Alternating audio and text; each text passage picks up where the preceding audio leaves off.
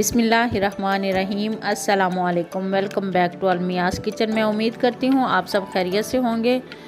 आज की रेसिपी में हम बनाने जा रहे हैं गुड़ वाले चावल। तो चलें बनाना स्टार्ट करते हैं। ये आधा किलो मेरे पास सेला चावल है। इसको 1 घंटा पहले मैंने भिगो के रखा हुआ था। सेला चावल जितनी ज़्यादा देर भिगो के रखें इतने ही अच्छे बनते हैं।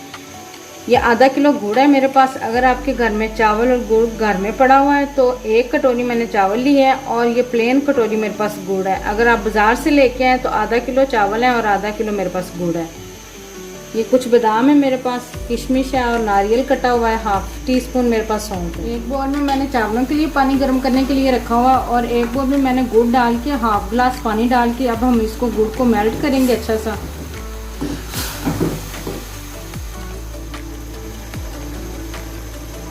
चावल का पानी गर्म हो चुका है। अब हम इसमें चावल डाल देंगे।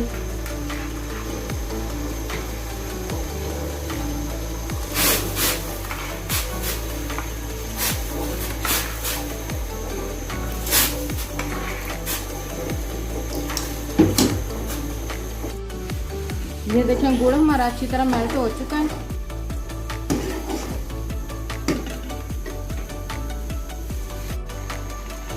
ये देखें चावल हमारे बॉईल हो चुके हैं। अब हम इसका पानी वेस्ट कर देंगे और चावलों को छान लेंगे।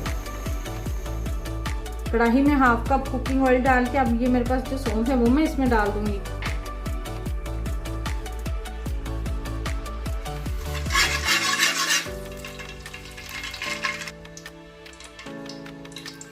अब हम इसमें चावल डाल देंगे।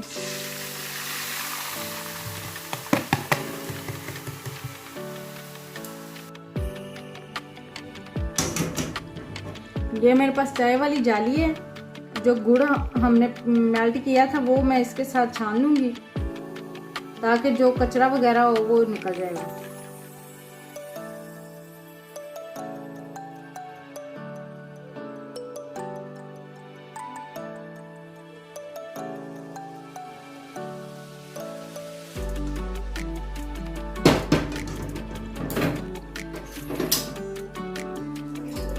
चावलों में गुड़ वाला शीरा डाल के इसको अच्छा सा मिक्स करेंगे।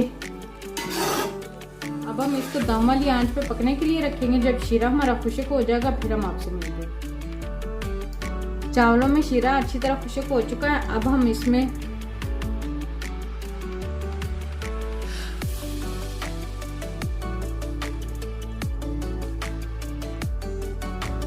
चावलों में बादाम, किशमिश और ये नारियल डाल के अब हम इसको 1 मिनट के लिए दम पर रखेंगे। फिर हम आपको डिश आउट करके दिखाते हैं।